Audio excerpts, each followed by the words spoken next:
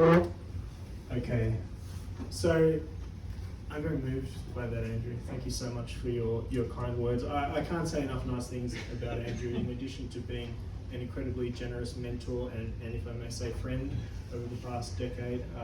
There has always been an open door when it comes to Andrew. He's always available, always fields my question with grace and good humour and with deep insight.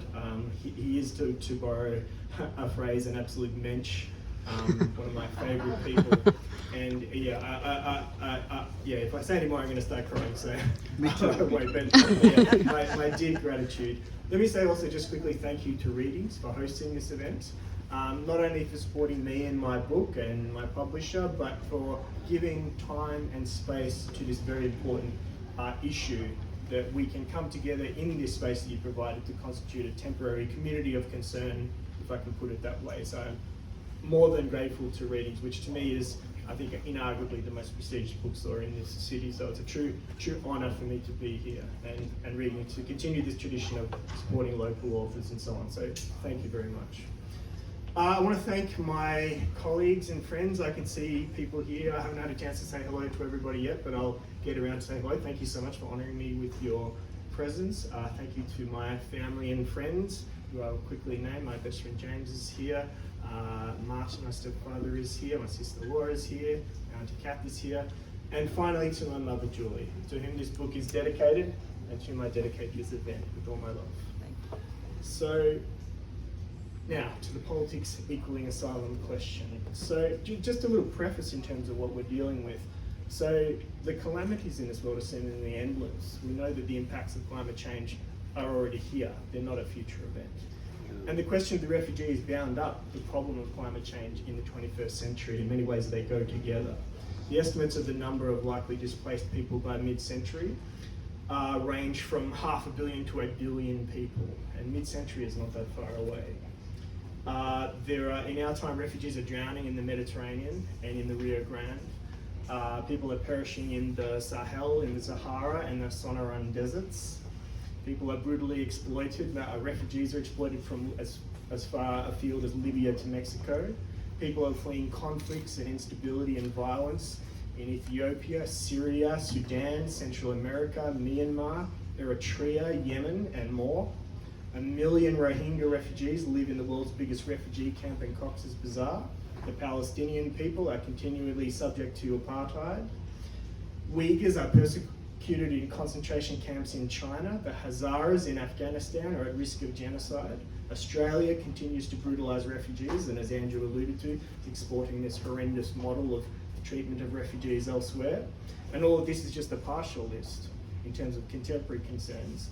And if one pays attention to the history of refugees in earlier times, and perhaps especially the flight from destruction of European Jewry before and during the Second World War, and recognises scandalously little was done at that time to address that, and that scandalously little is being done now, then one might feel the full force of Walter Benjamin's image of the angel of history, blown backwards through time with a rising pile of disaster before its horrified eyes.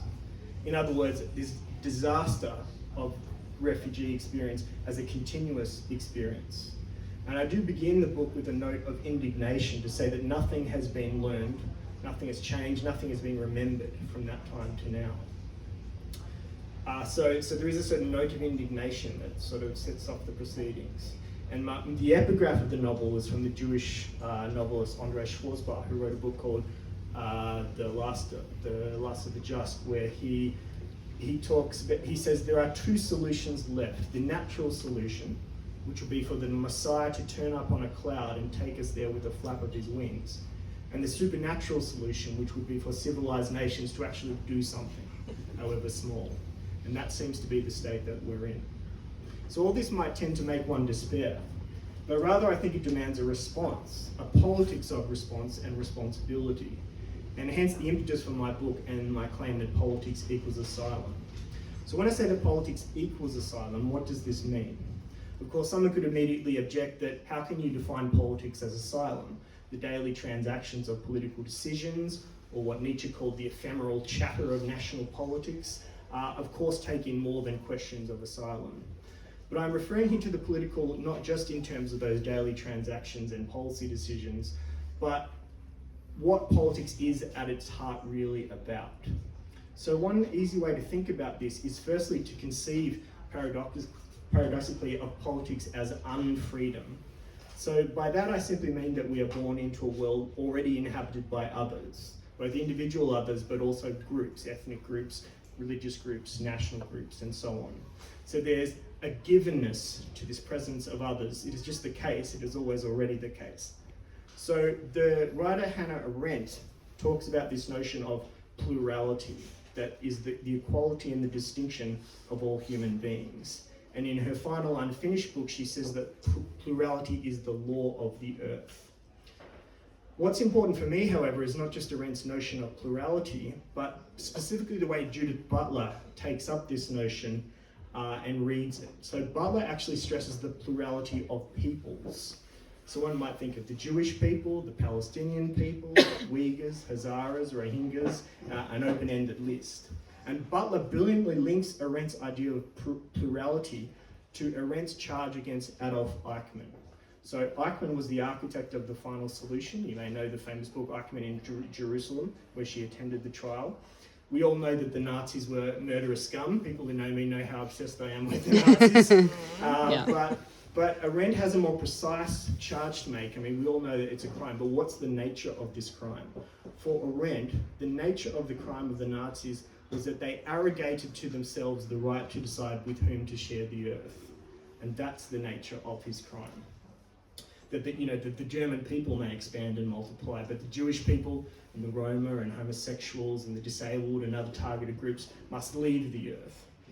So for Arendt, and presumably for any decent person, no one has that right to decide who they share the earth with. But this presents itself as a problem for political theory, because politics is generally understood as the self-determination of nation states, of the freedom of peoples to conduct their own affairs. And this constitutes an impediment to what Butler calls the duty of active preservation of human plurality. So if states decide who get to enter and who does not, in John Howard's infamous phrase, "We will decide who comes to this country in the circumstances in which they come," then this is implicated in death. This is a crime against the givenness of human plurality. Because we know that the very maintenance of borders is a violent procedure. Thousands of people die every year just trying to cross a border.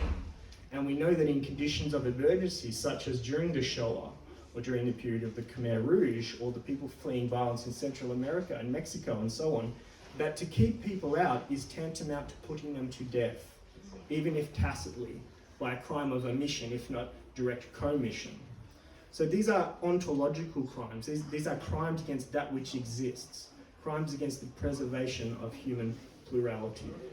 And so this is my beef with political theory, that political theorists, even with the most generous, expansive ideas about the reception of refugees, nevertheless are mostly, in my view, operating from the perspective of politics as freedom, of self-determination, and that the question of the refugee is, to quote one scholar, a secondary derivative duty. That's an actual quote from a fellow who I think is actually quite a nice guy in terms of he has generous instincts, but to me this gets things backwards. When he says that it's a secondary derivative duty, the idea is that all states in the world have responsibility for the affairs of the people within that state. And the refugee is secondary, as there's people who fall outside of the remit of state authority, and states attend to them secondarily. And the heart of my argument is really to oppose this view of the political with the definition of politics as unfreedom, specifically in the context of asylum. So quoting Judith Butler, if we take seriously the inability to choose with whom we cohabit the earth, this is the charge against Eichmann, then there is a limit to choice, a kind of constitutive unfreedom that defines who we are, and even normatively who we must be. In other words, it's necessary, and I'd be glad to do this personally and physically, to stand John Howard on his head and say that when it comes to asylum, states do not have the right to keep people out. So politics as asylum is the politics of unfreedom, of non-freedom, specifically in the context of asylum. Additionally, this view of politics is supported in my argument by an engagement with the philosophy of Emmanuel Levinas that Andrew alluded to. So I won't get deeply into the philosophical jargon except to say that for Levinas, relations with others, people are primary. So we don't, spring up in the world by ourselves and then encounter others. The other is always already there. And so once you link the Levinasian concept of subjectivity, of what it is to be a human being, where you are always already called to responsibility to others, with this thinking of the duty to defend human plurality of such, you get a whole new concept of the political. And that's basically the stakes, the claim of my book. That's the argument essentially in a nutshell, which is not to say that politics should not attend to local concerns or population, but rather to articulate a vision of the political at the antipodes of the Carl Schmitt's friend-enemy distinction that recognizes in the beautiful phrase of Martin Luther King Jr., our inescapable network of mutuality. So these are some key points by what I mean by saying that politics equals asylum. Another sense of this phrase is something I think can offer some hope in this darkening century, which is to say that the politics of asylum can stand in sort of two core for humanitarian politics as such. The progression that Andrew read out, the litany of horrors that asylum can address, you actually cribbed my line. I was going to quote that line myself. That is indeed the point. No matter what's happening in the world, asylum is always a possible response. So in other words, rather than succumbing to despair in the face of what's coming, especially in terms of climate change, but in terms of other calamities, no matter what's happening in the world, we can offer refugees. And when I say we, I just mean generally extant political communities. There's civil war in Ethiopia right now. We can't stop that, but we can take refugees. There's, Rohingya who are expelled from Myanmar. We can take refugees, and on and on and on. This is always a possible response, and at least some minimal grounds for hope, I'd suggest. So I've been talking a little while, but I'll just sort of summarize a couple of other quick themes and then turn it over to discussion. To a great extent, this is a book about the Holocaust. Again, people who know me know for the last 10, 15 years I've been obsessively reading about those happy events. But the reason I have this focus is because, as I argue, they are paradigmatic of the lethal consequences that attend the failure to grant asylum. So so for the first few chapters of the book deal with some of the specific events of the Holocaust and analyze them from this perspective. But I also try to bring that history into dialogue with contemporary histories of refugees. There's Mark Twain's apocryphal phrase that history does not repeat, but it rhymes, and it certainly does seem that it's rhyming quite a bit today. So there's an interesting film called Transit. I don't know if people have seen this, which is a 1940s novel that's set at a time where there are German refugees fleeing to Marseille. But there's a film version of that that's actually set in contemporary Marseille. So you get this really interesting combination of past and present coming together in that film. And also, if I'll mention in passing, as long as we're promoting book buying and readings, there's the new book by Isabel Allende is called The Wind Knows My Name, which I actually did buy from readings, which compares this history of Jewish refugees in flight from Nazi Europe to the story of contemporary refugees in Central America. And maybe just as a final couple of points, one of the themes that Andrew mentioned is a kind of full frontal assault on Aristotle that I attempt in this book, a very hubristic act for a junior academic to go after one of the proper names of political philosophy. But I have a real problem with the idea of moderation as it sort of obtains in the context of asylum.